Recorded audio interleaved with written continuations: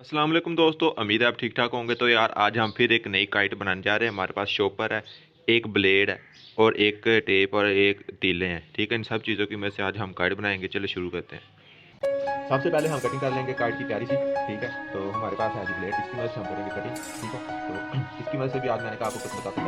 आपने रखी इसको आपने सीधे सीधे ऐसे काट देना है, तो ये इजी से हमारे पास कट होकर आ जाएगा। ठीक है, तो ये कोई मुश्किल नहीं है काटना। इसके बाद इजी से हमारा शॉपर जो है ना काट हो जाता है।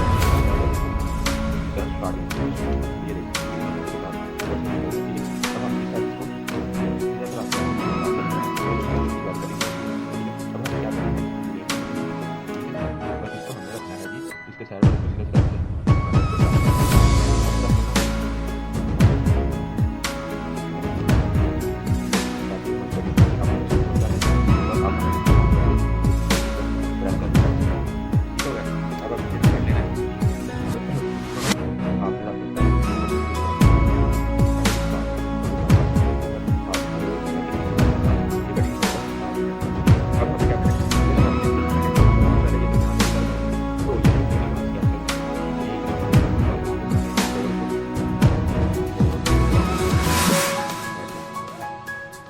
तो यार इतना तीला हमारा लग जाएगा। ठीक हो गया, अब हमें साइड पर तीला लगाना है, तो साइड वाला